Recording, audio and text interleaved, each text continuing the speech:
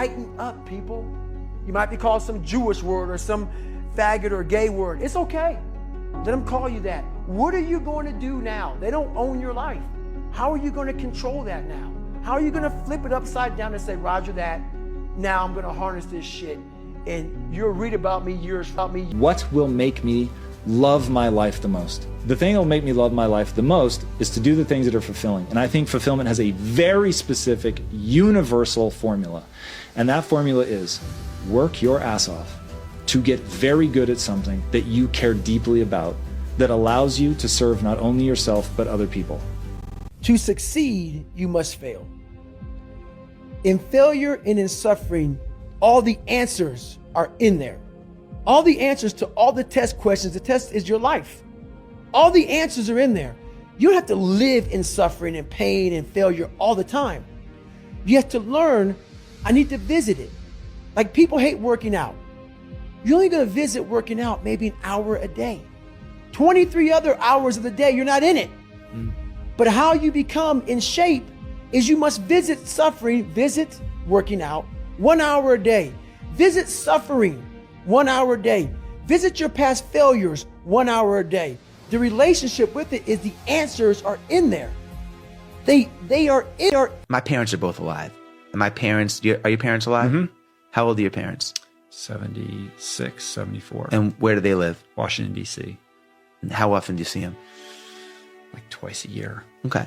So most people be like, okay, you know, let's say your parents live till 80, so they have 5 more years, okay? Let's just say roughly. You would say I have 5 more years of my parents, but I would say no. You have 10 more times with your parents if you see them twice a year. You see them twice a year times 5, you have 10 more times to see them.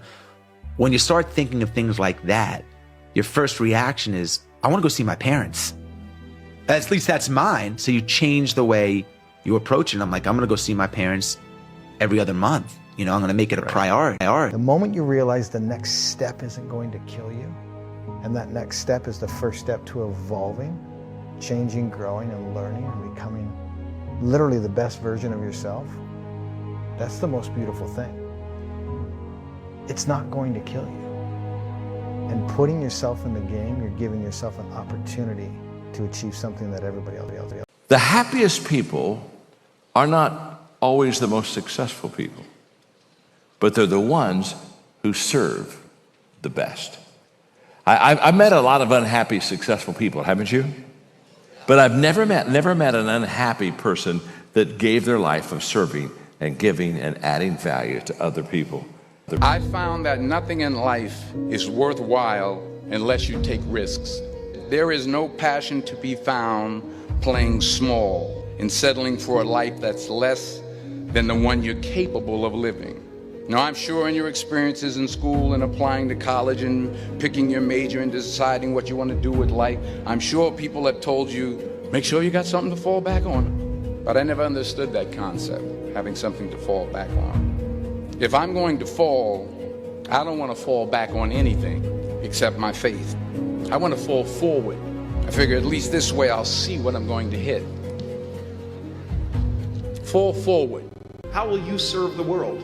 What do they need that your talent can provide? That's all you have to figure out. As someone who's done what you're about to go and do, I can tell you from experience, the effect you have on others is the most valuable currency there is. I really want to help people improve all the qualities, areas of their life, but there's about 7 that matter the most. It's your body, it's your emotions, it's your relationships, it's the way you manage time, it's finances, it's your work, and it's the spiritual side of life. And so what I spent my life doing is modeling people that are the best in the world. You find a couple who've been together for 65 years in their 80s, late 80s, and they're still making love and passionate, not just hanging out. They're not lucky, they're doing something different. So I'm constantly finding those patterns so that hopefully I can compress decades into days. I can learn from those decades of life experience, bring the answer here to myself and others and see a measurable impact. We're gonna be 90 laying in a bed looking up like before we know it. And do you wanna think I squeezed all I could out of life, or did I let just beliefs that other people gave me hold me back? I hate that feeling of fear. I hate being afraid. I was a very fearful kid. I was afraid of the dark, I was afraid of heights. I froze rock climbing, and I made myself get over those fears. If anything comes up to me, and I know you relate to this, if I feel frightened of it, I have to attack it. I have to go in. Because I'm terrified that it will creep into other areas of my life and just start. Nothing is easy. Nothing is free. If you want to be successful, you have to pay the price. Alibaba, 18 years to today's size. Yeah, we are lucky, but we work much harder than most of the people. Everybody has a turn back moment. You have a moment where you could go forward or you can give up. But the thing you have to keep in mind before you give up is that if you give up, the guarantee is it will never happen. That's the guarantee of quitting, that it will never happen no way under the sun. The only way the possibility remains that it can happen is if you never give up, no matter. Let me ask you something. If someone prays for patience, you think God gives them patience? Or does he give them the opportunity to be patient? If they prayed for courage, does God give them courage, or does he give them opportunities to be courageous? If someone prayed for the family to be closer, do you think God zaps them with warm, fuzzy feelings? Or does he give them opportunities to love each other? I don't wake up every morning like I did when I was going to school, or wake up on a Monday morning feeling sick because I've got to go to school. So I'm a great believer of, if you're not bright at school, and I wasn't clever at school, you can teach yourself something good, providing you have a good mentor and providing that you're patient. My father could have been a great comedian, but he didn't believe that that was possible for him. And so he made a conservative choice. Instead, he got a safe job as an accountant. And when I was 12 years old, he was let go from that safe job. And our family had to do whatever we could to survive. I learned many great lessons from my father, not the least of which was that you can fail at what you don't want. So you might as well take a chance on doing what you love.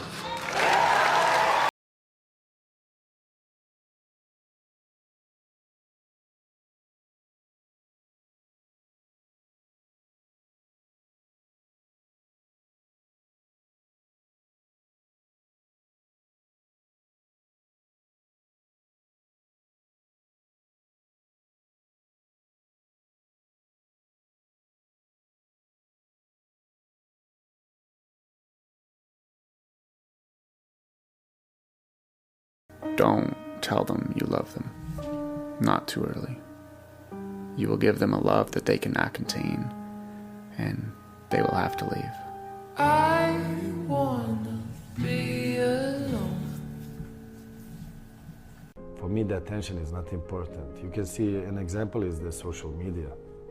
I'm not even active on that because I don't live a social media life like many players out there live, and they want this attention and they need it.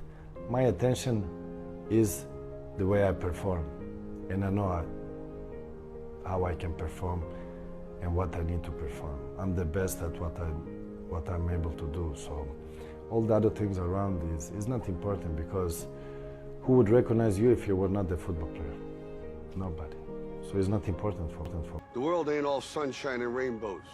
It's a very mean and nasty place, and I don't care how tough you are, it will beat you to your knees and keep you there permanently if you let it. You, me, or nobody is gonna hit as hard as life. But it ain't about how hard you hit. It's about how hard you can get hit and keep moving forward. How much you can take and keep moving forward. That's how winning is done. Now, if you know what you're worth, now go out and get what you're worth. But you gotta be willing to take the hits and not pointing fingers saying you ain't where you wanna be because of him or her or anybody. Cowards do that, and that ain't you. You're better than that. I would like to know, when you're in that moment failing, and you have to keep going, what do you say to yourself? What if? A lot of times I'll be in a 200-mile run or something like that, and I'm all jacked up. Body's broken, mind's broken, spirit's broken. I start to say, what if I can pull this off? When I first walked into the Navy SEAL recruiter's office, He looked at me and said, there's only been 35 African Americans in 70 years make it through. You know what I said to myself? What if I can be the 36th? It's the what if I can pull off a fucking miracle. What if I can become someone that no one thinks I can be? And just me talking about that, I have the hair going up on my arms because it makes me just like. If you want me to be the bad guy, I'll be the bad guy. If you want me to be the good guy, I'll be the good guy. But I have no problem being both. Sometimes it's better to be the bad guy, because then you know really what the person think about you. Because when they say they like you, you don't know if they like you. But when they say they hate you, then you know they really hate you. But I make haters become my fan. That's my problem. So I need more hate. You can decide that you're going to change, that you're not going to be a wimp. You can decide that you're going to stand up to life. You can decide that I'm going to live each day as if it were my last. You have the power to make that decision. You can decide I'm going to work on myself and develop myself. I'm going to empower me. And all of these things that are happening to me right now, they're just temporary inconveniences.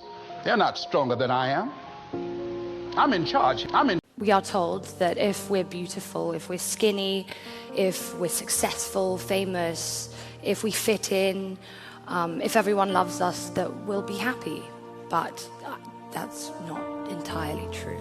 But the most important journey I think all of us will go through is the journey in ourselves, to find our truth, to find who we are and what makes us happy.